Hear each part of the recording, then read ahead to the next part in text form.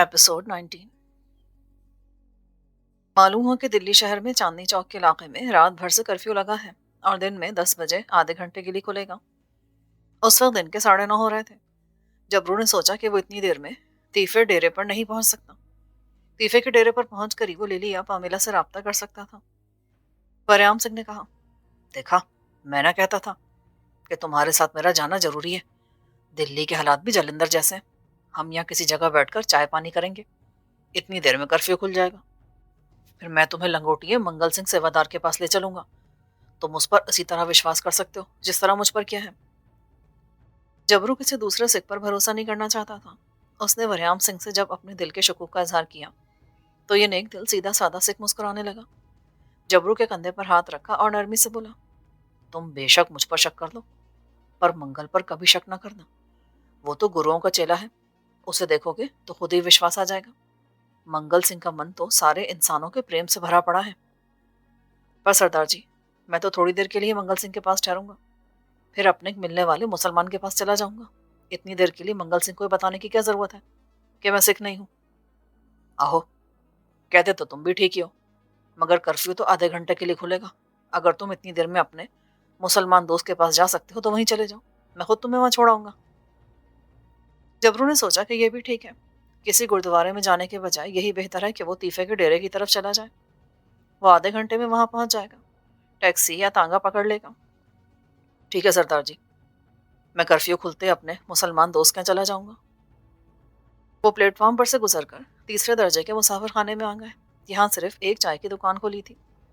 वहां कुछ कुली जमीन पर बैठे चाय पी रहे थे। वरयाम सिंह ने चाय और बन मक्खन लिए और जबरू के पास आकर बेंच पर बैठ गया। जबरू ने सर पर बंधी हुई अपनी सिखों वाली पगड़ी को ठीक करते हुए नजरें दूसरी तरफ करके कहा, लगता है कि काउंटर के पास कुर्सी पर बैठा सिपाही मुझे घूर कर देख रहा है। कहीं उसने मुझे पहचान न लिया। वरयाम सिंह ने बन खाते खाते नजरें उठाकर काउंटर की तरफ देखा। काउंटर के पास पहुंचकर एक पुलिस कांस्टेबल आगे को झुका बैठा था। वो बेत की सोटी अपने पांव पर मारते हुए उनकी तरफ मुसलसल देख रहा था। वरयाम सिंह ने नजरें हटा ली और आहिस्तेगी से कहा, तुम्हारा विचार ठीक लगता है। अब मैं तुमको अकेले नहीं जाने दूंगा। तुम मेरे साथ मेरे दोस्त के पास ही चलो। मैं उसे यही बताऊंगा कि तुम मेरे एक दोस्त के बेटे हो और मेरे साथ दिल्ली आए हो। जबरू को भी अब तीफे के डेरे पर अकेले जाना मुनासिब नहीं लग रहा था। सबसे बड़ी बात यह थी कि उसके पास कोई हथियार नहीं था। उसने सोचा कि आधे घंटे के लिए कर्फ्यू खुलेगा, बेहतर यही है कि वो मंगल सिंह के गुरुद्वारे में ही चला जाए। गुरुद्वारे के अंदर वैसे भी पुलिस नहीं जा सकती। वरयाम सिंह के साथ गुरुद्वारे में वो महफूज होगा। वहां रात गुजारने के बाद वो दूसरे दिन कर्फ्यू खुलने पर तीफे के डेरे की तरफ जाने की कोशिश करेगा। उसने वरयाम सिंह के साथ जाने की हामी भर ली। वरयाम सिंह मुसाफिर खाने से उठकर जबरू को साथ लिए पार्सल ऑफिस की तरफ आ गया। यहाँ से एक रास्ता स्टेशन के बाहर जाता था। यहाँ दोनों एक जगह बैठ गए। जबरू ने देखा कि वो सिपाही उसके पीछे नहीं आया, मगर जबरू बेहद एहतियात से काम लेना चाहता था। वो वरयाम सिंह के साथ गुरुद्वारा सेसगंज जाने के फैसले पर कायम रहा। कर्फ्यू खुलते ही वो तांगा लेकर चांदनी चौक की तरफ रवाना हो गए। अगरचा कर्फ्यू खुल गया था मगर बाजार खाली खाली थे। इक्का दुक्का लोग आ जा रहे थे। उनके चेहरों पर भी जैसे हवाइयां उड़ रही थी। चांदनी चौक में दुकानों पर जरूर हुजूम था। लोग खाने पीने की चीजें खरीद रहे थे। तांगा गुरुद्वारा सेठ सिंह के सामने रुक गया। वरयाम सिंह ने जबरू के कान में कहा, मैं जानता हूं कि तुम मुसलमान हो और सिवा खुदा के किसी और के आगे मत्था नहीं टेकते। मैं तुम्हें ऐसा करने के लिए कहूंगा भी नहीं। तुम सिर्फ गुरुद्वारे की सीढ़ियों को हाथ लगाकर उसे माथे पे लगा लेना। जबरू ने ऐसा ही किया। सेवादार मंगल सिंह ने दूर से ही वरयाम सिंह को देखा और करीब आकर उससे लिपट गया। वरयाम, तू ऐसे आग में कहां से आ गया जलंधर से? उत्थे तो बड़ा बुरा हाल है। सिखों का नहीं, मुसलमानों का बुरा हाल हो रहा है मंगल सिंह। ये उजागर सिंह है, मेरे पिंडी के एक मित्र का बेटा है। यहाँ दिल्ली में अपने माता पिता की तलाश में है। वो लोग शरणार्थी ट्रेन में पहले यहाँ पहुंच चुके हैं। रात की रात यहाँ रहूंगा, सुबह इसके माता पिता का खोज कर वापस जलंधर चला जाऊंगा। मंगल सिंह ने वरयाम सिंह को एक बार फिर लिपटा लिया। अभी जलंधर जाने की कोई लोड़ नहीं। इत्थे आए हो तो कुछ रोज मुझे अपनी सेवा का मौका तो दो। जबरू ने सिखों की तरह हाथ जोड़कर मंगल सिंह को सत श्री अकाल कहा। मंगल सिंह ने जबरू की दाढ़ी को गौर से तकते हुए कहा, क्या पहले तुम मोने सिख थे? तुम्हारी दाढ़ी से लगता है कि पहले कुतरी हुई थी। ओ यारा, यह आजकल के नौजवान पीढ़ी है, कभी कभी कैंची लगा लेते। इनकी की बात करते हो? चलो चाय पिलाओ। वरयाम सिंह ने हंसकर बात काटी। जबरू को मंगल सिंह सेवादार का चेहरा बड़ा नर्म और सपाट सा लगा, मगर उसकी आंखों में उसे खास चमक नजर आई थी। जैसा नक्शा वरयाम सिंह ने मंगल सिंह का खींचा था, जबरू को वो उससे कदरे मुख्तलिफ दिखाई दिया, मगर उसने ज्यादा मगजमारी ना की और यह सोचकर मुतमईन होगा कि उसे तो रात की रात यहाँ रुकना है। दिन के वक्त कर्फ्यू खुलते ही वो तीफे के डेरे की तरफ चल देगा। वो बातें कर ही रहे थे कि दोबारा कर्फ्यू लग गया। मंगल सिंह उन दोनों को अपने कमरे में ले आया। वो भी काफी उम्र का था, मगर जिस्म काफी मजबूत था। दाढ़ी मूंछों के बेशतर बाल सफेद हो चुके थे। उसके कमरे में एक दूसरा सेवादार चारपाई पर बैठा बालों में कंघा फेरा था। मंगल सिंह ने उसे चाय लाने के लिए कहा। वो सेवादार बालों को लपेटता बाहर निकल गया। वरयाम सिंह और मंगल सिंह बातें करने लगे। मंगल सिंह ने बताया कि दिल्ली में हालात बहुत कशीदा हैं। पाकिस्तान से जो शरणार्थी आते हैं, उन्होंने मुसलमानों के मजालिम के कई झूठे सच्चे वाक़यात सुनाकर यहाँ के हिंदू सिखों को भड़का दिया है। रेलवे स्टेशन पर तो जो मुसलमान जाता है उसे कत्ल कर दिया जाता है। यहाँ मुसलमान अपने ही मोहल्लों में महफूज हैं। जो हिंदू सिखों के मोहल्लों में रहते थे, उनके मकानों को लूट कर आग लगा दी गई है और बहुत से को कत्ल कर दिया गया है। जबरू ये सब खामोशी से सुन रहा था। उसने महसूस किया कि मंगल सिंह वरयाम सिंह से बातें करते हुए कभी कभी उसकी तरफ एक मशकूक से निगाह डाल लेता है। वो क्या सोच रहा है? जबरू उसकी तरफ से मोहतात हो गया था। छोटे से पुराने वज़ा के कमरे का दरवाज़ा खुला था। बाहर गुरुद्वारे का मुख्तसर साक़ भी सहन था, जहाँ तीन अतराफ में बरामदा था। कोने से एक जीना छत को जाता था। छत का पंखा चल रहा था। दोपहर की रोटी उन्होंने वहीं कमरे में बैठकर खाई। लंगर की ही दाल रोटी थी। मंगल सिंह उन दोनों को कमरे में छोड़कर गुरुद्वारे के बड़े कमरे की तरफ चला गया। उसके जाने के बाद जबरू ने दबी जुबान में वरयाम सिंह से उन शुबहात का इजहार किया जो मंगल सिंह की तरफ से उसके मन में पैदा हुए थे।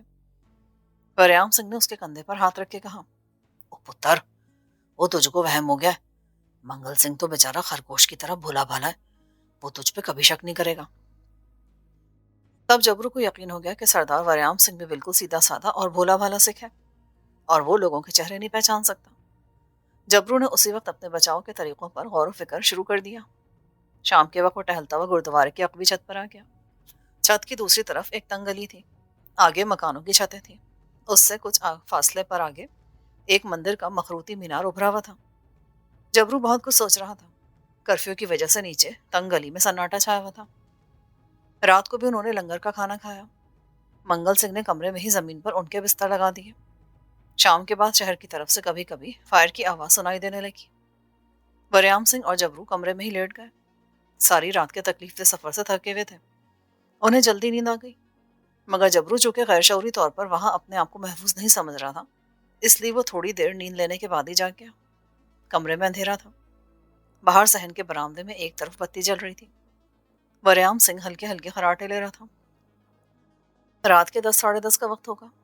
जबरू को बाहर किसी के कदमों की आहट सुनाई दी। वो चौकस हो गया। दरवाजा खुला। ये मंगल सिंह था। वो कुछ घबराया हुआ था। उसने वरयाम सिंह को जगाया और बाहर ले गया। जबरू जल्दी से उठा और दरवाजे के साथ लगकर उनकी बातें सुनने लगा। मंगल सिंह कह रहा था, ओ वरयाम सिंह, वो तूने मुझसे झूठ क्यों बोला? अब नीचे पुलिस आई है। वो कहती है कि गुरुद्वारे में मशहूर कातिल और डाकू जबरू छुपा हुआ है। वो एक सिख के साथ यहाँ है। और मैंने तो पहले ही शक था कि ये सिख नहीं, पर मैं तेरी वजह से चुप रहा। अब पुलिस को तो भी नीचे चलकर जवाब दो। ऐसी कौन सी बात हो गई मंगल सिंह? पुलिस को मुगालता लगा होगा। ये तो मेरे मित्र का बेटा है। चलो, मैं खुद पुलिस को चलकर समझाता हूँ। दोनों गुरुद्वारे की सीढ़ियों की तरफ बढ़े। जबरू के लिए खतरे का अलार्म बज चुका था। वो खुशनसीब था कि पुलिस गुरुद्वारे में दाखिल नहीं हो सकती थी, मगर ये बात भी उस पर वाज़ेह थी कि पुलिस आसपास के इलाके में मौजूद होगी। जबरू उजागर सिंह से एक बार फिर जबरू डाकू बन गया। उसने पगड़ी उतारकर वहीं फेंकी। सर पर बंधा हुआ रुमाल खोलकर अपने लंबे बालों को झटका दिया और कमरे से निकलकर बरामदे में से भागकर जीना चढ़ने लगा। छत रात के अंधेरे में सुनसान और खाली थी। जबरू के पास बिल्कुल वक्त नहीं था। उसने भागकर ऊपर से सामने वाले मकान की छत पे छलांग लगा दी। गली में पिस्तौल के फायर का धमाका हुआ। पुलिस की सीटियां बजने लगी। जबरू एक मकान की छत से दूसरे मकान की छत पर कूद गया। नीचे गली में से पुलिस कांस्टेबल ने फायर किया, लेकिन जबरू पहले महफूज जगह पहुंच चुका था। मकानों की छतें एक दूसरे से तकरीबन मिली हुई थी। जबरू इन गलियों से ज्यादा वाकिफ नहीं था। रात के 11 बजे का वक्त होगा। पंजाब से हिंदू सिख शरणार्थियों के आने की वजह से दिल्ली में हिंदू मुस्लिम फसादात शुरू हो चुके थे और कशीदगी की फिजा बन गई थी। पुलिस गलियों गली जबरू के ताकुब में थी, मगर मकानों की छतों से बड़ा फर्क पड़ रहा था और जबरू बड़ी तेजी से तीसरे मोहल्ले में आ गया था। एक मकान की छत के साथ बिजली का खंबा लगा था। जबरू उतरकर गली में आ गया। भागने के बजाय वो चलने लगा। सामने से दो सिखा रहे थे। जबरू को उन्होंने घूर कर देखा और गुजर गए। जबरू ने गली को सुनसान पाया तो एक बार फिर दौड़ पड़ा। पीछे गलियों से आती पुलिस की आवाज अब दूर होती जा रही थी। जबरू किसी मुसलमान मोहल्ले में पहुंचना चाहता था। उसे मालूम नहीं था कि मुसलमान मोहल्ला कहाँ से शुरू होता है। बीच में एक बाजार आया। बाजार की नुक्कड़ पर पनवाड़ी की एक दुकान खुली थी। वो उस तरफ जाने के बजाय सामने वाली गली में घुस गया, क्योंकि उस गली में उसे एक मस्जिद के मीनार नजर आए थे। ये मुसलमानों का मोहल्ला था। गली में चंद कदमों के फासले पर लोहे का एक दरवाजा चढ़ा था जो बंद था। दरवाजे की दूसरी तरफ कुछ मुसलमान पहरा दे रहे थे। जबरू को देखकर वो आनी दरवाजे के पास आ गए। उनमें से एक के पास बंदूक थी। उसने जबरू से पूछा, कौन हो तुम? मस्जिद के मीनारों को देखकर जबरू को यकीन था कि ये मुसलमानों का मोहल्ला है। मैं मुसलमान हूँ, हिंदू मेरे पीछे लगे थे, बड़ी मुश्किल से यहाँ तक आया हूँ। उन्होंने आनी दरवाजे की छोटी खिड़की खोल दी। जबरू अंदर गली में आ गया। जबरू ने अपनी सिखों वाली पगड़ी वहीं गुरुद्वारे की सीढ़ियों में उतार दी थी और कृपान और कड़ा उतारकर गुरुद्वारे की छत पर ही फेंक आया था। अब उसके बाल गर्दन तक पट्टों की सूरत में पड़े थे और दाढ़ी 2-2.5 इंच बढ़ी हुई थी। वो शक्ल सूरत से भी अब मुसलमान ही लगता था। मुसलमान पहरेदार उसे गली के एक मकान में ले गए, जहाँ बैठक में एक बुजुर्ग तख्त पर बैठे हुक्का पी रहे थे। बैठक की सिर्फ एक खिड़की खुली थी। उन्होंने करारी आवाज में पहरेदारों में से एक को मुखातिब किया, ये कौन है शकूर है? मियाँ जी, कहता कि मैं मुसलमान हूँ और मेरे पीछे हिंदू लगे थे, जान बचाकर यहाँ आया हूँ। मियाँ जी से जबरू ने बात की तो फौरन बोले, तुम यहाँ के नहीं हो, तुम्हारा लहजा बता रहा है कि तुम पंजाबी हो, यहाँ कैसे आ गए? जबरू के कद काट और चेहरे पर लगे जख्म के निशान से भी उस बुजुर्ग को शुबा हुआ था कि ये जवान को जराइम पेशा लगता है। जबरू ने मुख्तसर अल्फाज में बता दिया कि पंजाब से यहाँ अपने एक दोस्त के पास आया था जो मस्जिद फतेहपुरी के पास रहता था। यहाँ आकर पता चला कि वो बम्बई जा चुका है। वापस स्टेशन की तरफ जा रहा था कि हिंदू गुंडों ने हमला कर दिया। ठीक है, बाकी रात यहीं पड़े रहो, सुबह देखा जाएगा। जबरू ने खूंखार शेर की तरह जिंदगी गुजारी थी। उसे ये चूहे बिल्ली का खेल सहर लगता था, मगर वो बेबस होकर रह गया था। किसी न किसी तरह उसने रात उस मकान की बैठक में गुजार दी। दूसरे दिन कर्फ्यू खुला तो वो मियाँ जी से इजाजत लेकर दूसरी तरफ वाले बाजार में आ गया। ये भी मुसलमानों का इलाका था। मियाँ जी ने उसे कहा था कि उसे इस बाजार में से स्टेशन के लिए सवारी मिल जाएगी। जबरू को बड़ी मुश्किल से खाली टैक्सी मिली। स्टेशन के बजाय उसने ड्राइवर को दरिया पार चलने को कहा। वो तीफे के अड्डे पे जाना चाहता था। सिर्फ उसी अड्डे से उसे कमाले के बारे में पता चल सकता था। दरिया पार पहुंचकर जबरू ने टैक्सी छोड़ी और पैदल ही अड्डे की तरफ चल पड़ा। अड्डा दरिया के दूसरे किनारे काफी आगे जाकर दरख्तों के एक पुराने जखीरे में था। तीफे का माजूर भाई कोठरी के बाहर बैसाखियां एक तरफ रखे चारपाई पर बैठा हुक्का पी रहा था। जबरू को देखकर वो संभल के बैठ गया। लाला तुम, उस शहर में तो आग लगी हुई है। जबरू उसके पास ही बैठ गया। क्या कमाले के बारे में कुछ जानते हो? उसे कितनी सजा हुई है? तीफे के भाई की जुबानी जबरू को मालूम हुआ कि कमाले को उम्र कैद की सजा हो गई है और वो दिल्ली की तिहाड़ जेल में है, जहां से फरार होना नामुमकिन है। जबरू गहरी सोच में खो गया। उसका जिगरी यार उम्र भर के लिए जेल में बंद कर दिया गया था और वो उसके लिए कुछ नहीं कर सकता था। एक लम्हे के लिए उसे शदीद बेबसी का एहसास हुआ और वो नाउमीदी के भंवर में उतर गया। मगर जबरू ज्यादा देर तक मायूसी के भंवर में रहने वाला आदमी नहीं था। उसने अपना भारी भरकम शेर जैसा चेहरा उठाकर तीफे के भाई की तरफ देखा। तुम्हारे पास असलाह होगा? नहीं लाला, मेरे पास तो सिवाय सब्जी काटने वाले चाकू का कुछ नहीं है। जबरू सर झुकाकर सोचने लगा। अब उसे लिली का ख्याल आया। वो कमाले को जेल से भगाकर अपने साथ ले जाना चाहता था और इस सिलसिले में अगर कोई उसकी मदद कर सकता था तो वो सिर्फ लिली ही थी। लिली की कोठी का जबरू को पता था। उसने तीफे के भाई से कहा कि वो दिन उसकी कोठरी में गुजारेगा। सारा दिन जबरू ने डेरे पर गुजार दिया। तीफे का भाई बाहर चारपाई पर एक तरह से खबरगिरी और निगरानी करता रहा। रात को दोनों ने मिलकर रोटी खाई। तीफे के भाई ने जबरू से पूछा कि वो अब क्या करना चाहता है। जबरू जानता था कि वो राजा पर भरोसा कर सकता है।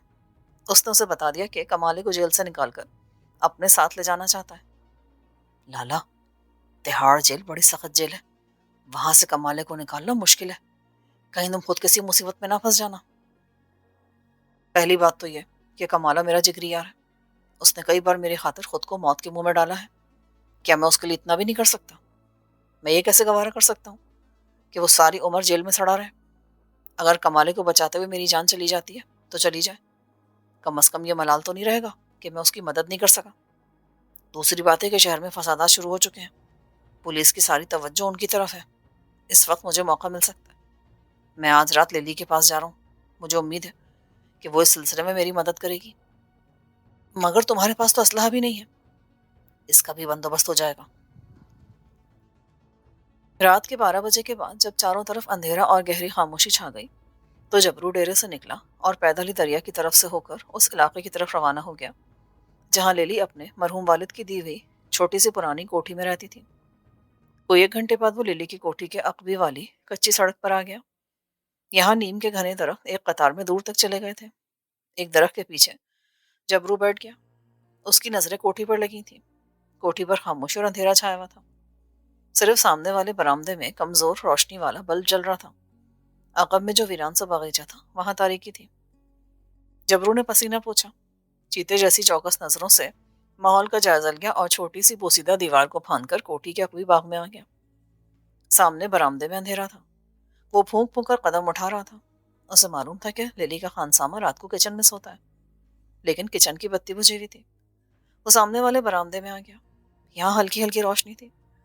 جبرو نے کونے والے کمرے کے بند دروازے پر آہستہ سے دستک دی۔ وہ اس کمرے میں پہلے بھی ایک بار آ چکا تھا، دستک کا کسی نے جواب نہ دیا۔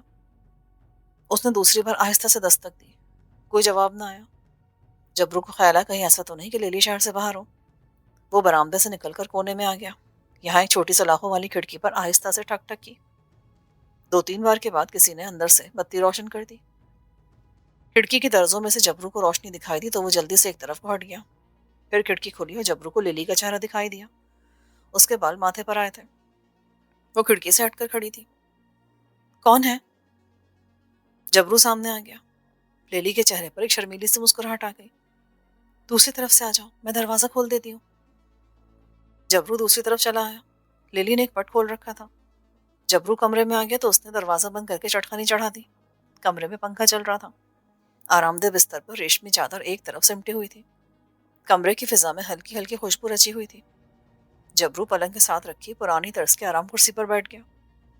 لیلی اس کے قریب بیٹھ گئی۔ اس نے شب خوابی کا لباس پہن رکھا تھا۔ میں سمجھ گئی تھی کہ یہ تم ہی ہو سکتے ہو۔ آدھی رات کو مجھے سوائے تمہارے اور کوئی ملنے نہیں آ سکتا، مگر تم اتنی دیر کہاں رہے؟ پامیلا کی زبانی مجھے صرف اتنا معلوم ہوا تھا کہ تم دلی سے جموں کشمیر کی طرف نکل گئے ہو۔ بہرحال مجھے خوشی ہے کہ تم میرے پاس آ گئے۔ کیا تم کچھ کھاؤ گے؟ جبرو کچھ کہنے ہی والا تھا کہ لیلی نے اس کا کھردرا ہاتھ اپنے نرم و نازک ہاتھوں میں لے لیا اور محبت بھرے لہجے میں بولی، جبرو تم وعدہ کرو کہ اب تم مجھے چھوڑ کر کہیں نہیں جاؤ گے۔ کیا تم مجھے پھانسی کے تختے پہ چڑھتا دیکھنا چاہتی ہو؟ نہیں جبرو، میں تو ایسا کبھی سوچ بھی نہیں سکتی۔ جبرو نے ہاتھ پیچھے کھینچ لیا۔ تو پھر ان باتوں کو بھول جاؤ۔ کیوں بھول جاؤں؟ کیا مجھے زندہ رہنے کا حق نہیں ہے؟ کیا مجھے خوش رہنے کا حق نہیں ہے؟ میں مسلمان ہو چکی ہوں اور تم جانتے ہو کہ میں تم سے محبت کرتی ہوں، تم سے شادی کرنا چاہتی ہوں۔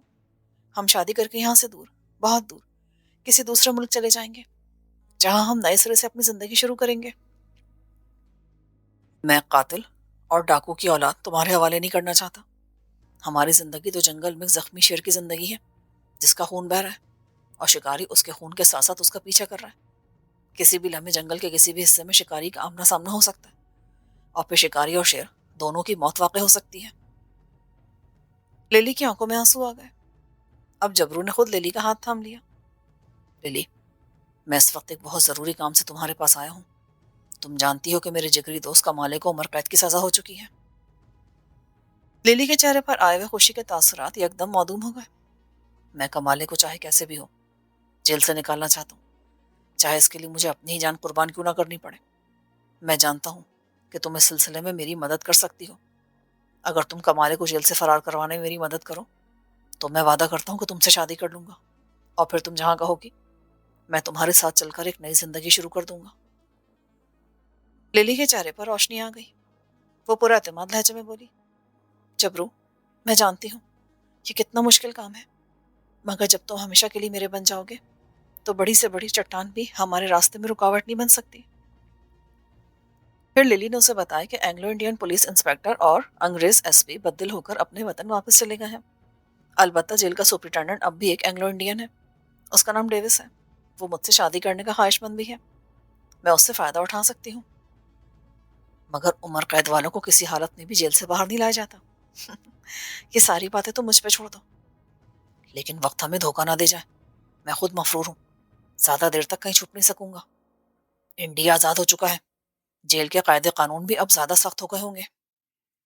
دیکھو کچھ وقت اس میں ضرور لگے گا، تم یہ کیوں بھول جاتے ہو کہ اب یہ میری اپنی زندگی اور موت کا سوال ہے؟ میں اپنی جان لڑا دوں گی، انتہائی قدم بھی اٹھانے سے دریغ نہیں کروں گی۔ تم یہاں میرے پاس رہ سکتے ہو، تمہیں کسی دوسری جگہ جا کر چھپنے کی ضرورت نہیں ہے، اور یہاں تمہارا خانسامہ بھی تو رہتا ہے، میں تمہارے سوا کسی دوسرے پر بھروسہ نہیں کر سکتا۔ اسے میں چھٹی دے دوں گی، یو ڈونٹ وری جبرو، اب یہ کام تو مجھ پر چھوڑ دو، لیکن ایک بار پھر میرا ہاتھ تھام کر مجھ سے وعدہ کرو کہ کمالا باہر آ گیا تو تم مجھ سے شادی کر لو گے، مجھے چھوڑ کر کبھی نہیں جاؤ گے۔ میں تم سے وعدہ کرتا ہوں کہ کمالے کے باہر آتے ہی تم سے شادی کر لوں گا، اور پھر ہم پاکستان چلے جائیں گے۔ لیلی کا چہرہ خوشی سے دمکنے لگا، وہ پلنگ سے اٹھی اور بستر کی طرف اشارہ کرتے ہوئے بولی، رات بہت ہو چکی ہے، تم پلنگ پر سو جاؤ، میں دوسرے کمرے میں جا کر سو جاتی ہوں، اور اطمینان سے سونا، یہاں کوئی نہیں آئے گا۔ لیلی دوسرے کمرے میں چلی گئی، جبرو اس کے پلنگ پر لیٹ گیا۔ بڑی مدت بعد اسے آرام دہ بستر نصیب ہوا تھا جس کے سرہانے میں سے ہلکی ہلکی خوشبو اٹھ رہی تھی۔ پہلے تو جبرو کو بڑی بے چینی ہوئی، اس قسم کی نرم و نازک زنانہ نیند کی اسے عادت نہیں رہی تھی۔ وہ دیر تک نرم بچھونے پر پہلو بدلتا رہا، پھر اس نے بتی بجھا دی اور آنکھیں بند کر دی۔ چونکہ اسے تھکن بہت زیادہ ہو چکی تھی اس لیے کچھ دیر بعد وہ سو گیا۔ لیلی صبح صبح جاگ اٹھی، اسے معلوم تھا کہ خانسامہ بیڈ ٹی لے کر آئے گا۔ وہ خود کچن میں گئی، خانسامہ چائے بنا رہا تھا۔ لیلی نے خانسامہ کو چھٹی دینے کی ساری ترکیب پہلے سے سوچ رکھی تھی۔ اس نے جیب سے 200 روپے نکال کر اسے دیے اور کہا، پیٹر، شہر کے حالات اب ٹھیک نہیں رہے، یہ روپے تم اپنے پاس رکھو اور کچھ دنوں کے لیے اپنے گھر دہرادون چلے جاؤ، میں خود شملے جا رہی ہوں انکل کے پاس۔ پیٹر نے تعجب سے لیلی کی طرف دیکھا، مگر میڈم ہم تو عیسائی ہیں، فساد تو ہندو اور مسلمانوں کے درمیان ہو رہا ہے، میں نے تو کوٹھی کے باہر بھی صلیب کا نشان بنا دیا۔ پھر بھی مجھے خطرہ محسوس ہوتا ہے، ان لوگوں کا کچھ نہیں پتا۔ ایک افسر نے مجھے بتایا کہ اب عیسائی بھی یہاں محفوظ نہیں ہوں گے، اور پھر میں نے شملے جانے کا فیصلہ کر لیا۔ تم اکیلے کیا کرو گے پیچھے؟ بہتر یہ کچھ دنوں کے لیے تم بھی دہرادون چلے جاؤ، میں جب شملے سے واپس آؤں گی تو تمہیں خط لکھ کر بلا لوں گی۔ وہ چائے لے کر اپنے کمرے میں آ گئی۔ دن کے 8 بجے پیٹر ناشتہ کر کے اپنا ٹرنک اٹھا کر چلا گیا۔ اس کے جانے کے بعد لیلی سیدھے اپنے بیڈ روم میں آ گئی۔ دروازے پر چٹکانی نہیں لگی تھی، اس نے ذرا سا دروازے کو کھول کر دیکھا، جبرو اس کے پلنگ پر بے خبر سو رہا تھا۔ لیلی کے ہونٹوں پر عجیب سی مسکراہٹ آ گئی، اس نے دروازہ بند کیا اور برآمدے میں کرسی پر بیٹھ کر اخبار پڑھنے لگی۔ خبروں سے اسے پتہ چلا کہ شہر میں جگہ جگہ کرفیو لگا ہے، اور دوپہر کو فتح پوری کی مسجد کے پاس بم پھٹا ہے۔ ساری خبروں سے ظاہر ہو رہا تھا کہ دلی شہر میں مسلمانوں کی حالت خطرے میں ہے، لیکن دلی کے کچھ علاقے خاص مسلمانوں کے علاقے تھے، وہاں مسلمان بڑی بہادری سے ڈٹے ہوئے تھے۔ ہندوستان کے آزاد ہو جانے کے بعد ہندو سکھوں کے حوصلے بڑھ گئے تھے، جو ہندو سکھ پاکستان سے آ رہے تھے وہ بھی لوگوں کو بھڑکا رہے تھے۔ للی سوچنے لگی کہ یہ سارے حالات اس کے منصوبے کی کامیابی میں مددگار ثابت ہو سکتے ہیں، کیونکہ پولیس کی ساری توجہ شہر میں امن و امان بحال رکھنے میں لگی ہوئی تھی۔ للی برآمدے سے اٹھ کر کمرے میں آ گئی، کونے والی تپائی پر ٹیلی فون رکھا تھا۔ للی نے کرسی پر بیٹھ کر ایک نمبر ڈائل کرنا شروع کیا، وہ جیل سپرنٹینڈنٹ ڈیوس کے گھر کا نمبر ملا رہی تھی۔ دوسری طرف گھنٹی بجنے لگی۔ ڈیوس اپنے بیڈ روم میں انگریزی کا اخبار سامنے رکھ کے چائے پی رہا تھا۔ وہ گوا کا رہنے والا اینگلو انڈین کرسچن تھا، اور گوا سے تبدیل ہو کر دلی جیل کا انچارج بن کر آیا تھا۔ اس کی عمر 40 کے قریب تھی، پہلی بیوی فوت ہو چکی تھی اور کوئی اولاد نہیں تھی۔ وہ جیل کے ساتھ والی عالیشان کوٹھی میں اکیلا رہتا تھا۔ لیلی کو اس نے کلب میں دیکھا تھا اور پہلی نظر میں اس پر گرویدہ ہو گیا تھا۔ وہ لیلی سے شادی کرنا چاہتا تھا، مگر لیلی نے کبھی اس سے بے تکلف ہونے کی کوشش نہیں کی تھی۔ ڈیوس نے ریسیور اٹھا کر ہیلو کہا۔ دوسری طرف سے لیلی کی آواز سن کر اس نے چائے کی پیالی میز پر رکھی اور سیدھا ہو کر بیٹھ گیا۔ ہیلو لیلی، گڈ مارننگ، کیسی ہو تم؟ کتنی خوبصورت صبح ہوئی ہے کہ سب سے پہلے تمہارا فون آیا۔ ڈیوس، پرسوں شام کلب میں نے تم کو جھڑک دیا تھا نا، اس لیے میں تم سے معذرت کرنا چاہتی ہوں۔ I am so sorry dear. Davis تو خوشی سے کھل اٹھا۔ پرسوں شام کلب میں جب لیلی انکم ٹیکس آفیسر کے ساتھ ڈانس کر رہی تھی تو اس نے ایک بار پھر لیلی کے ساتھ اپنی قسمت آزمانے کا فیصلہ کرتے ہوئے اسے ڈانس کرنے کی درخواست کی، لیکن لیلی نے اس کو سختی سے جھڑک دیا تھا۔ मगर चूंकि वो लिली को अपना दिल दे बैठा था और उसे दीवानों की तरह प्यार करता था, इसलिए बात को हंसी में टालकर दूसरी लड़की के साथ रक्स करने लगा था। मगर उसका दिल उदास हो गया था। उसने फैसला कर रखा था कि वो लिली का दिल जीत कर रहेगा और उससे शादी जरूर करेगा। डेविस ने अभी कोई दूसरा मंसूबा नहीं बनाया था कि खुद लिली उससे अपने रवैये की माफी मांग रही थी। उसने पुरजोश लहजे में कहा, लिली, इसमें सॉरी की क्या बात है? मैं तो तुमसे दिलो जान से मोहब्बत करता हूँ। तुम चाहे मुझसे कैसा भी सलूक करो, लेकिन मेरी मोहब्बत कम नहीं होगी। लिली को डर था कि कहीं डेविस ने उससे मुंह ना मोड़ लिया हो, मगर वो उससे इसी तरह मोहब्बत करता था। वो बड़ी लगावट से बोली, परसों से मेरा ज़मीर मुझे मुसलसल मनामत करा था कि मैंने तुम्हारे साथ ज्यादती की है। क्या तुमने मुझे माफ कर दिया? लिली ने झूठी मुट्ठी की एक सिसकी ली। डेविस तो जैसे उसके कदमों में गिर पड़ा। Lily please don't cry. मैं कैसे यकीन दिलाऊं कि मैं तुम्हें कितना चाहता हूँ? क्या आज शाम तुम क्लब आओगी? मैं तुम्हारा इंतजार करूंगा। हम गैलरी वाली मेज पर बैठकर बातें करेंगे। आओगी ना? लिली शाम क्या उसी वक्त उसके पास जाने को तैयार थी, मगर वो मंसूबे के मुताबिक चलना चाहती थी। कुछ हिचकिचाकर बोली, आज नहीं डेविस, मेरी तबीयत ठीक नहीं है, कल या परसों आऊंगी। लिली उसके आतिशी शौक को भड़का रही थी। डेविस बेताब हो गया। नहीं लिली प्लीज, आज शाम आ जाओ। तुम्हारी तबीयत ठीक क्यों नहीं? क्या मैं तुम्हारे पास आ जाऊं? ओह नो डेविस, मैं अकेली रहती हूँ।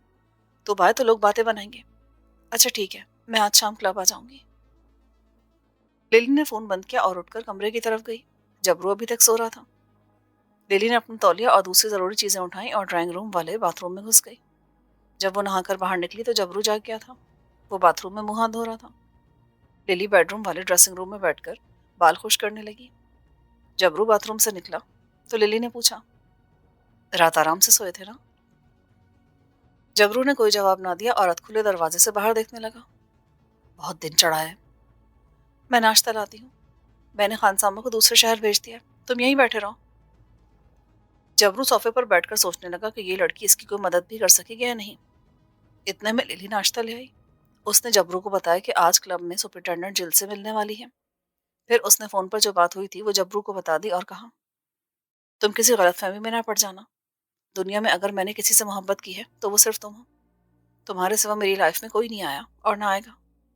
डेविस के साथ में एक्टिंग करूंगी, और वो भी सिर्फ इसलिए कि तुम्हारे दोस्त कमाले को किसी तरह जेल से फरार करवाया जाए। जबरू को कुछ हौसला हुआ। उसे महसूस होने लगा कि लिली में एक नई ताकत आ गई है और वो कुछ न कुछ जरूर कर गुजरेगी। उसे उम्मीद पैदा हो गई थी कि वो कमाले को जेल से निकालने में कामयाब हो जाएगा। उसे लिली से सिर्फ इसी हद तक दिलचस्पी थी कि वो कमाले को जेल से निकलवाने में उसकी मदद करे। नाश्ते के बाद लिली ने अपना पर्स उठाया। मैं मार्केट तक जा रही हूँ, बाहर से ताला लगा जाऊंगी, तुम अंदर ही रहना। जबरू का चेहरा संजीदा था। वो लिली की तरफ खामोश नजरों से देख रहा था। लिली ड्राइंग रूम से निकल गई। बोसीदा से गैराज में उसकी छोटी पुरानी कार खड़ी थी। वो कार में सवार होकर चल दी। जबरू सोफे पर नींदराज हो गया। इतने में टेलीफोन की घंटी बजी। घंटी बजती रही मगर जबरू अपनी जगह पर बैठा रहा। घंटी बंद हो गई। थोड़ी देर बाद फिर फोन की घंटी बजने लगी। जबरू ने दिल ही दिल में टेलीफोन करने वाले को गाली दी और सामने खिड़की की तरफ देखने लगा। करीबन 1 घंटे बाद लिली वापस आई। वो अपने साथ कुछ सब्जी, गोश्त और जबरू के लिए पतलून, कमीज, जैकेट और जूतों की जोड़ी लाई थी। वो मुस्कुरा कर बोली, अंदाजे से तुम्हारे लिए जूता लाई हूँ, जरा पहन कर देखो। मैं चाहती हूँ अब तुम ये हुलिया बदल लो। मैंने बाल मुंडवा दिए ना तो यहाँ दिल्ली में पहचाना जाऊंगा। अखबारों में मेरी सफा चट चेहरे वाली तस्वीर छपी थी। मगर ये सिखों वाला खद्दर का तंग पजामा और लंबा चोला तो बदल लो। जबरू ने गसल करने के बाद पतलून, कमीज और जैकेट पहन ली। जूते उसे पूरे आ गए थे। लिली ने दोपहर और रात का खाना खुद बनाया।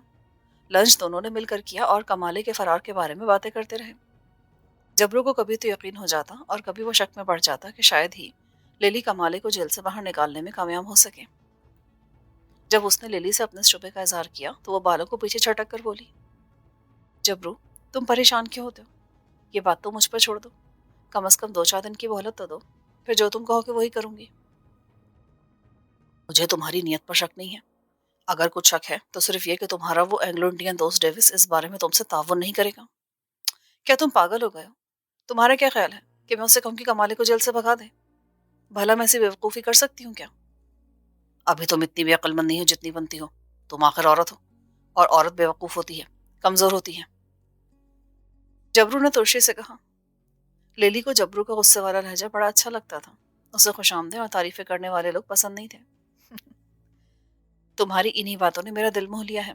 सुनो जबरू, औरतें खास वक्त में बेवकूफ़ और कमज़ोर होती हैं, वरना औरत की जहानत और ताकत का कोई मुकाबला नहीं कर सकता। ये बात मैं तुम्हें साबित करके दिखा दूंगी। दिन इसी तरह गुजर गया। दोपहर खाने के बाद जबरू सो गया और शाम तक सोता रहा। लिली ने शाम को चाय बनाई। जबरू ने बार बार चाय पीने से इनकार कर दिया। फिर लिली तैयार होने लगी। उसने अपना बेहतरीन लिबास पहना, खुशबू लगाई। वो डेविस से मिलने क्लब जा रही थी। जब वो बन संवर कर जबरू के सामने आई तो जबरू भी उसके हुस्न से मुतासर हुए बगैर न रह सका। लिली एक अदा हाथ से अपनी नाजुक गर्दन को एक तरफ झुकाते हुए बोली, ये मत समझना कि ये सब कुछ डेविस के लिए करी हूँ। एक तरह से सारा बनाव सिंगार मैंने सिर्फ तुम्हारी खातिर किया है। उसने पर्स संभाला और दरवाजे की तरफ बढ़ी। तुम्हारा खाना मैंने मेज पर टिफिन करके में रख दिया है। मुझे रात का खाना डेविस के साथ ही खाना पड़ेगा। तुम अंदर से कुंडी लगा लेना, और हाँ, ड्राइंग रूम की रोशनी भी बुझा देना। सिर्फ बेडरूम का टेबल लैंप जलाना, उसकी रोशनी बाहर नहीं जाती। वो गाड़ी में बैठकर चली गई। उसके जाते जबरू ने ड्राइंग रूम की बत्ती गुल कर दी। बेडरूम का टेबल लैंप रोशन था और वो बेडरूम में आकर पलंग पर नींद दराज हो गया था और कमाले के बारे में सोचने लगा था। लिली जब बन सवर कर क्लब में दाखिल हुई तो उसके दोस्त उसकी तरफ बढ़े। लिली ने शगुफ्ता अंदाज में सबको हेलो कहा और डेविस की तरफ बढ़ी, जो खुद कोने वाली मेज पर से उठकर उसकी तरफ आ रहा था। डेविस ने इससे पहले लिली को इतना खूबसूरत कभी नहीं देखा था। वो दोनों क्लब की गैलरी में जाकर बैठ गए। लिली बड़ी सूझबूझ के साथ आगे कदम बढ़ा रही थी कि कहीं डेविस को किसी किस्म का शक न पड़ जाए, लेकिन डेविस को इतना होश कहाँ था कि वो लिली के सलूक में आई तब्दीली का तज्जिया करता। वो गैलरी में बैठे चाय पीते रहे और बातें करते रहे। लिली संजीदा लहजे में बोली, डेविस, मैं एतराफ़ करती हूँ कि मैंने तुमसे माजी में अच्छा सलूक नहीं रखा, लेकिन मैं मजबूर थी। मैं अपने खाविन थॉमस की याद दिल से नहीं निकाल सकती थी डेविस। मुझे इस बात की खुशी है कि तुम मुझसे दिल से प्यार करते हो, लेकिन लेकिन थॉमस मुझे बहुत याद आता है। लिली, थॉमसन ज़रूर तुमसे प्यार करता होगा। तुम इसी लायक हो कि तुम्हें जी भर के प्यार किया जाए। अब थॉमसन से तुम्हारा कोई रिश्ता नहीं रहा, इसलिए तुम उसे भूल जाओ। मैं भी तुमसे बेपनाह मोहब्बत करता हूँ। तुम्हें अपना लाइफ पार्टनर बनाना चाहता हूँ। तुम्हारे सामने तुम्हारी सारी लाइफ पड़ी है। तुम्हें सफ़र को तय करने के लिए मुझ जैसे मोहब्बत करने वाले दोस्त की ज़रूरत है। लिली ने अपनी स्कीम पर अमल करते हुए आहिस्ता से अपना हाथ उसके हाथों से खींच लिया। आई एम सॉरी डेविस, मैंने अभी शादी के बारे में कोई फैसला नहीं किया। अच्छा, अब मैं चलती हूँ। डेविस ने जल्दी से उसका हाथ थाम लिया। प्लीज़, इतनी जल्दी तो ना जाओ। एक मुद्दत के बाद ही खूबसूरत लम्हा मुझे मिला है कि तुम मेरे साथ एक टेबल पर बैठी हो, और फिर मैंने तो डिनर का ऑर्डर भी दे रखा है। प्लीज़, मेरे साथ खाना खाओ। लिली यही चाहती थी। वो बैठ गई। मगर मैं तो बस डांस नहीं करूंगी। लोग कहेंगे लिली पहले तो डेविस से बोलती भी नहीं थी, अब शायद उस पर फिदा हो गई है। काश ऐसा हो सकता। चलो तुम ना सही, मगर मैं तो तुम पर फिदा हूँ। ठीक है, आज हम डांस नहीं करेंगे, सिर्फ इकट्ठे खाना खाएंगे।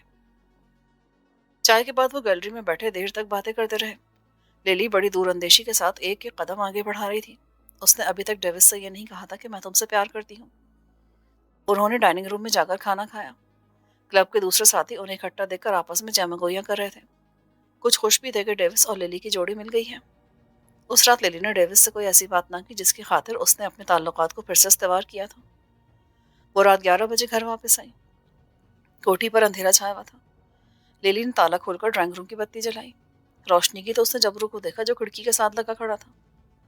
लिली ने सबसे पहले उससे खाने का पूछा। जबरू ने कहा, सुपरिटेंडेंट से बातें क्या हुई, कोई इम्कान नजर आया? इतनी जल्दी सब कुछ नहीं हो सकता जबरू। खुदा के लिए मुझे अपनी स्कीम के मुताबिक काम करने दो। मैं आज ड्राइंग रूम में सोऊंगा, तुम अपने बिस्तर पर सोना, मुझे वहां नींद नहीं आती। ओके। लिली ने अपने कमरे में जाकर कपड़े बदले और ड्राइंग रूम में आकर जबरू से पूछा कि कोई फोन तो नहीं आया।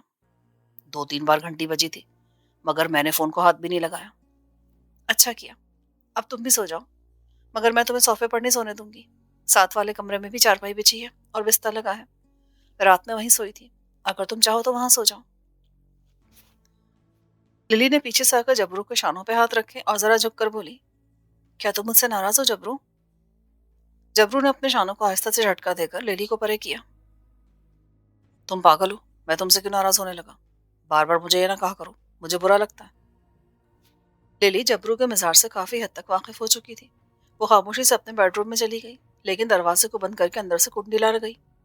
جبرو نے چلا کر کہا، چٹخانی لگا دو، اس کی ضرورت نہیں ہے، اب تم بھی آرام سے سو جاؤ اور بتی بجھا دینا۔ سوچی سمجھی اسکیم کے مطابق للی روزانہ شام کو کلب جاتی اور وہاں ڈیوس کے پاس بیٹھ کر چائے کافی ضرور پیتی۔ دن میں اس کو ایک آدھ مرتبہ فون بھی کرتی۔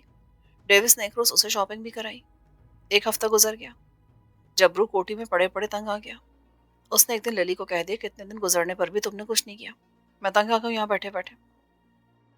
للی نے جبرو کو یقین دلانے کی کوشش کی کہ وہ اپنی منزل کی طرف بالکل ٹھیک رفتار سے جا رہی ہے۔ اس سے اگلے دن شام کو جب کلب میں للی کی ملاقات ڈیوس سے ہوئی تو اس نے ادھر ادھر کی باتوں کے بعد ڈیوس سے کہا، میں اکیلی گھر میں بیٹھے بیٹھے کسی وقت سخت بور ہو جاتی ہوں، سوچتی ہوں کوئی کام کروں۔ تمہیں کام کرنے کی کیا ضرورت ہے للی؟ کام سے میری مراد یہ نہیں کہ میں کوئی جاب کروں، میں کتاب لکھنا چاہتی ہوں۔ کتاب؟ للی نے اداکاری کرتے ہوئے ڈیوس کا ہاتھ اپنے ہاتھوں میں لیا۔ ڈیوس، تم اس سلسلے میں میری ہیلپ کر سکتے ہو؟ کاش میں تمہاری کو ہیلپ کر سکوں، اس سے بڑھ کر ویرلی خوشی کی بات اور کیا ہوگی؟ مگر میں کتاب لکھنے کے سلسلے میں تمہاری بھلا کیا ہیلپ کر سکتا ہوں ڈارلنگ؟ ڈیوس، میں ان قیدیوں پر ایک کتاب لکھنا چاہتی ہوں جو جیل میں عمر قید کی سزا بھگت رہے ہیں۔ ان لوگوں کے لیے تو جیل کے باہر کی زندگی کے دروازے ہمیشہ کے لیے بند ہو گئے ہیں۔ ظاہر ہے جب وہ عمر قید کی سزا بھگت کر باہر نکلیں گے تو بوڑھے ہو چکے ہوں گے۔ میں یہ معلوم کرنا چاہتی ہوں کہ یہ لوگ زندگی کے بارے میں کیا سوچتے ہیں، ان کی کیا تمنا ہے، ان کے جذبات کیسے ہیں۔ ظاہر ہے عمر قید بھگتنے والوں میں عورتیں بھی ہوں گی۔ اگر تم میری ہیلپ کرو تو میں ان لوگوں سے باری باری انٹرویو کرنا چاہتی ہوں، پھر میں اس کی کتاب بناؤں گی۔ کیا تم میری ہیلپ نہیں کرو گے؟ بٹ نو، میں تمہیں مجبور نہیں کروں گی۔ اگر تم بھی چاہتے تو میں کوئی دوسری کتاب لکھنا شروع کر دوں گی۔ للی، یہ کیسے ہو سکتا ہے کہ میں تمہاری مدد نہ کروں؟ اور پھر اس میں کوئی ضابطے کے خلاف بات بھی نہیں ہے۔ اخبار والے تو ان لوگوں کے انٹرویو لیتے ہی رہتے ہیں، بلکہ اب تو کوئی ان کی خیر خیریت معلوم کرنے بھی نہیں آتا۔ للی تیر کو نشانے پر لگتے دیکھ کر جلدی سے بولی، میں زندگی سے محروم مگر ان زندہ لوگوں کے احساسات قلم بند کرنا چاہتی ہوں۔ میں یہ بک انگلش میں لکھوں گی اور اسے یورپ میں بھی چھپاؤں گی۔ پلیز، یہ میرا شوق ہے ڈیوس۔ للی، تم جب چاہو میرے آفس میں آ کر عمر قید لگنے والوں کے انٹرویوز کا سلسلہ شروع کر سکتی ہوں۔ میں انہیں باری باری اپنے دفتر میں بلا لیا کروں گا۔ تمہیں ان سے جو کچھ پوچھنا ہو پوچھ لینا۔ مجھے تو خوشی ہوگی کہ میں تمہارے کسی کام آ سکا۔ Thank you so much Davis, تم نے میرا دل جیت لیا۔ یہ جملہ ڈیوس کو دیوارہ کرنے کے لیے کافی تھا۔ میں کل سے یہ انٹرویوز والا سلسلہ شروع کرنا چاہتی ہوں، بس تھوڑی دیر کے لیے قیدی سے بات کروں گی۔ آئی ہوپ کہ بڑی دلچسپ کتاب بن جائے گی۔ کیوں نہیں، تم بے شک کل 11 بجے میرے آفس آ جانا، میں تمہارا ویٹ کروں گا۔ للی رات کو کوٹھی واپس آئی تو اس نے جبرو کو بتایا کہ میں کل جیل کمالے سے ملاقات کرنے والی ہوں۔ جبرو صوفے پر اٹھ کر بیٹھ گیا، پھر اس نے اسے ساری باتیں سنا دی۔ تمہیں سارا کام بڑی ہوشیاری سے کرنا ہوگا، کہیں ڈیوس کو شک ہو گیا تو سارے کام پر پانی پھر جائے گا۔ میں کوئی اناڑی نہیں ہوں، ایک ایک قدم سوچ سمجھ کر اٹھا رہی ہوں۔ اگر کل تم کمالے سے ملو تو اسے کہنا کہ میں بالکل خیریت سے ہوں اور ہم اسے بہت جلد وہاں سے نکال لیں گے۔ ابھی شاید میں ساری بات اس سے نہ کر سکوں، کیونکہ میرا خیال ہے یہ ملاقات ڈیوس کے روم میں ہوگی اور وہ کمرے میں موجود ہوگا۔ ویسے میں نے اسے کمرے سے باہر بھجوانے کی ترکیب بھی سوچ رکھی ہے۔ تم خاطر جمع رکھو، اب ہمارا مشن شروع ہو گیا ہے۔ دوسرے دن ٹھیک 11 بجے للی دلی کی تہاڑ جیل پہنچ گئی۔ ڈیوس نے جیل کے دروازے پر اس کا خیر مقدم کیا اور اسے اپنا آفس لے گیا۔ اس نے للی کے لیے چائے منگوائی۔ ڈیئر ڈیوس، تمہارا دفتر تو بہت خوبصورت ہے۔ چائے ختم کر کے للی ایک دم کھڑی ہو گئی۔ ڈیئر، میں عمر قید والوں کو کام کرتے ان کے حقیقی رنگ میں انہیں دیکھنا چاہتی ہوں۔ کیا تم مجھے ان کے پاس لے چلو گے؟ ان سے کوئی بات نہیں کروں گی، انہیں یہاں بلوا کر لوں گی باتیں۔ ضرور ضرور، میرے ساتھ آؤ۔ یہاں اس وقت صرف 4 عمر قید کے قیدی ہیں۔ یہ سارے کے سارے قاتل اور ڈاکو ہیں، انہوں نے کئی قتل کیے ہیں، مگر عینی گواہ نہ ہونے کی وجہ سے انہیں پھانسی نہیں مل سکی۔ آؤ میرے ساتھ۔ ڈیوس نے للی کو لیا اور جیل کے عقبی میدان میں آ گیا۔ یہاں کچھ قیدی زمین کھود رہے تھے۔ للی جانتی تھی کہ کمالہ اسے اور وہ کمالے کو پہچان لے گی۔ اسے اتنا یقین تھا کہ کمالہ اسے دیکھ کر اس قسم کے رد عمل کا اظہار نہیں کرے گا جس سے یہ ثابت ہو کہ وہ للی کو پہلے بھی مل چکا ہے۔ ڈیوس آہستہ آہستہ چلتا للی کو قیدیوں کے پاس لے گیا۔ یہ 4 قیدی تھے، انہوں نے قیدیوں والے کپڑے پہن رکھے تھے، وہ اپنے دھیان میں زمین کھود رہے تھے۔ جب مدار نے سپرنٹینڈنٹ صاحب کے آنے کا اعلان کیا تو 4 قیدی پھاوڑے لے کر ایک طرف سیدھے کھڑے ہو گئے اور انہوں نے ڈیوس کی طرف دیکھ کر سلام کیا۔ ان میں کمالہ بھی تھا۔ جو ہی کمالے کی نظر للی پر پڑی، ایک بار تو وہ اپنی جگہ بت سا بن کر رہ گیا، پھر فوراً اس نے اپنے حواسوں پر قابو پایا اور کرتے سے माथे का पसीना पोंछने लगा। लिली ने भी कमाले को पहचान लिया था। डेविस कैदियों की तरफ अपनी वैद का इशारा करके कह रहा था, हमारी जेल के ऊपर कैद की सजा पाने वाले मुजरिम है लिली है। इन्हें यहाँ काफी सहूलतें दे रखी हमने। क्यों भाई, तुम्हें को तकलीफ तो नहीं? एक कैदी ने मुस्कुराते हुए कहा, यहाँ तकलीफ नहीं है सर जी। लिली ने अपना आप कमाले को दिखाना चाहती थी। वो उसके अंदर उम्मीद की शम्मा रोशन करना चाहती थी।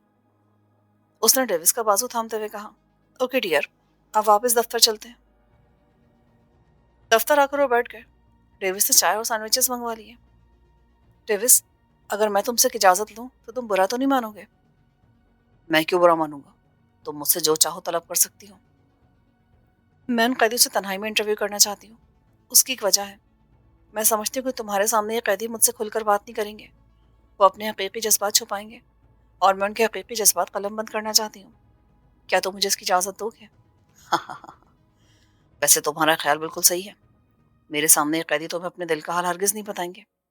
ठीक है, जब तुम इंटरव्यू शुरू करोगी तो मैं थोड़ी देर के लिए बाहर चला जाऊंगा, मगर बाहर मेरे गार्ड जरूर होंगे। अगर यहाँ हिफाजती इंतजाम बहुत सख्त हैं, फिर भी एहतियात जरूरी है। तुमने बिल्कुल ठीक कहा डियर, मैं इन बातों को समझती हूँ। फिर वो लोग चाय पीने लगे।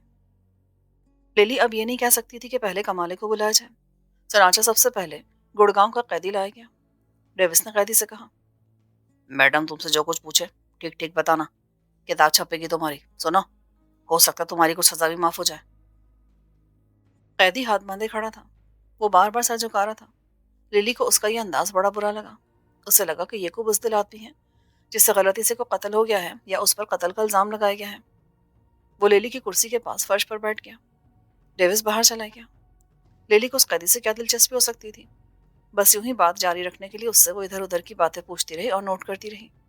उसने जानबूझकर 15 मिनट लगाए ताकि कमाले के लिए भी वक्त लेने का जवाब पैदा हो सके। उस रोज लिली ने सिर्फ 2 कैदियों का इंटरव्यू लिए। शाम को उसने जबरू को सारा किस्सा सुनाया। कल मैं कमाले से इंटरव्यू करूंगी। पर तुम उसको कहोगी क्या? इसका फायदा क्या, अगर तुम्हारे पास उसको भगाने की कोई तरकीब नहीं है तो? मैंने तुम्हें बताया नहीं था कि मेरे जहन में एक तरकीब है। मैं उसी के मुताबिक काम करी हूँ। तुम अभी मुझसे कुछ मत पूछो। जब टाइम आएगा तो मैं सबसे पहले तुम्हें बताऊंगी। दूसरे रोज लिली को इंटरव्यू देने के लिए कमाला सुपरिटेंडेंट के ऑफिस में दाखिल हुआ। उसने भी सुपरिटेंडेंट को सलाम किया, मगर हाथ बिल्कुल ना जोड़े। वो दीवार के साथ चुपचाप खड़ा हो गया। लिली, इसका नाम कमाल है। ये बड़े नामी गिरामी और मफरूर डाकू जबरू का साथी रह चुका है। जबरू तो हमारे हाथ नहीं आया, मगर इसे पुलिस ने पकड़ लिया था। और कमाले, ये अखबार में काम करती है। तुम्हारा बयान लेंगी, मगर इसे अखबार में नहीं किताब में छापेंगी। ठीक ठीक बताना, हो सकता है तुम्हारी कुछ सजा माफ हो जाए। चंद लम्हों के बाद वो अंग्रेजी में लिली से बोला, डार्लिंग, मैं बाहर राउंड पर जा रहा हूँ। बाहर गार्ड मुकर्रर कर दी गई है। यू डोंट वरी, वो 1 सेकंड में तुम्हारी आवाज़ पर अंदर आ जाएंगे। वैसे इस कैदी का जेल का रिकॉर्ड बहुत अच्छा है। कभी किसी से लड़ा झगड़ा नहीं है ये। डेविस टोपी सर पर रखकर बैद बगल में दबाए कमरे से निकल गया। जब लिली और कमाला कमरे में तन्हा रह गया तो लिली ने कमाले को फर्श पर बैठने का इशारा किया। कमाला बैठ गया और दरवाजे की तरफ एक निगाह डाली। फिर लिली की तरफ देखकर आहिस्ता से बोला, ये सब क्या है लिली? लिली ने उससे भी ज्यादा आहिस्तगी में जवाब दिया, यहाँ ये सब कुछ तुम्हें निकालने के लिए करी हूँ। कोई ऐसी बात नहीं करना जिससे ये जाहिर हो कि हम एक दूसरे को जानते हैं। लिली जल्दी से उठकर दरवाजे के पास गई। दरवाजे पर अंदर की तरफ पर्दा पड़ा था। उसके पीछे चिक थी। लिली ने चिक की दरजों में से बाहर देखा। बरामदे में कुछ फासले पर 2 मुसल्लह सिपाही खड़े पहरा दे रहे थे। वो वापस आकर कुर्सी पर बैठ गई। छपरू मेरे पास है। हमने तुम्हें यहाँ से निकालने की तरकीब तैयार की है। तुम तैयार रहो, ऐसा किसी भी वक्त हो सकता है। जबरू कैसा है? बिल्कुल ठीक है। वो सिर्फ तुम्हारे लिए यहाँ छुपा हुआ है। पुलिस उसके पीछे लगी है। तुम ये बताओ, तुम्हें मुशक्कत के लिए कहीं बाहर नहीं ले जाया जाता? कमालू ने धीमी आवाज में कहा, चीटी रोड की तरफ दरिया का पुश्ता सैलाब से टूट गया है। हफ्ते में 2 बार कैदियों को मुशक्कत के लिए ले जाया जाता है, मगर मुझे नहीं ले जाया जाता। परसों यहाँ से कुछ कैदी जाएंगे। क्यों, तुम्हें क्यों नहीं लेके जाते? डेविस साहब कहते हैं मैं खतरनाक कैदी हूँ। लिली ने उठकर एक बार फिर दरवाजे की तरफ देखा और कुर्सी पर बैठते हुए बोली, परसों किस वक्त कैदी दरिया पर जाएंगे? सुबह सुबह उन्हें ले जाया जाता है, फिर शाम होने से पहले वापस जेल आ जाते हैं। सिपाही कितने होते हैं साथ? लिली के जहन में ख्याल उम्मीद की लौ बनकर चमक उठा था। तुम परसों तैयार रहना। उसने धीमी आवाज में कहा, फिर बुलंद आवाज में सवाल करने लगी, साथ साथ कॉपी पर तेज तेज लिखती भी जा रही थी। 10-15 मिनट बाद डेविस टोपी उतारता हुआ कमरे में आ गया। इंटरव्यू खत्म हो गया डियर? यस डार्लिंग, बस खत्म हो गया। लिली ने कॉपी तय करते हुए कहा, मैं समझती हूँ कि मेरी ये किताब बड़ी अनोखी होगी, मगर डेविस, अब मालूम है कि मुझे कैदी औरतों से भी इंटरव्यू लेना होंगे, और उन लोगों से भी जिन्हें सजाए मौत हुई है। डेविस ने कमाले की तरफ देखकर करख्त आवाज में कहा, खड़े हो जाओ तुम। कमाला उठ खड़ा हुआ। डेविस ने घंटी बजाई। मुसल्ला सिपाही अंदर आया। डेविस ने उसको हुक्म दिया कि कमाले को ले जाओ। सिपाही कमाले को लेकर कमरे से निकल गया। हाँ तो लिली डार्लिंग, क्या कह रही थी तुम? मैं कह रही थी कि मुझे कुछ कैदी औरतों के भी इंटरव्यूज करने होंगे। जरूर, क्यों नहीं, जरूर करना। डेविस, शायद तुम्हें मालूम ही है कि मैंने इंसानी नफ्सियात में एमए किया है, और मुझे इंसानी नफ्सियात से हमेशा से ही दिलचस्पी रही है। हाँ हाँ, मैं जानता हूँ, बल्कि एक बार तुमने मुझे खुद बताया था। मैं इन कैदियों से बातें करके इस नतीजे पर पहुंची हूँ कि इन लोगों के दिलों में जेल से बाहर निकलकर एक नेक दिल इंसान बनने की भरपूर ख्वाहिश मौजूद है, मगर सिर्फ एक कैदी, क्या नाम था उसका? हाँ कमाला, सिर्फ वो कैदी ऐसा है जिस पर खुली फिजा में काम ना करने का शदीद मनफी असर पड़ रहा है। क्या तुम उसे बाहर मुशक्कत के लिए नहीं भेजते? लिली डियर, कमाला एक बहुत ही खतरनाक कैदी है।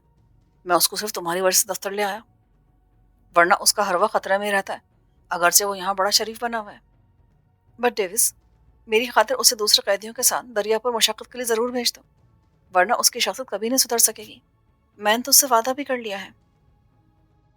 डेविस कुछ मजबूर सा लग रहा था। लिली ने गर्म लोहे पर एक और वार कर दिया। उसने डेविस के हाथ को थामकर बड़ी मोहब्बत से चूमा। मेरी बात रख लो डेविस, मैंने बड़े मान से उससे वादा किया है कि वो परसों जरूर मुशक्कत के लिए ले जाया जाएगा।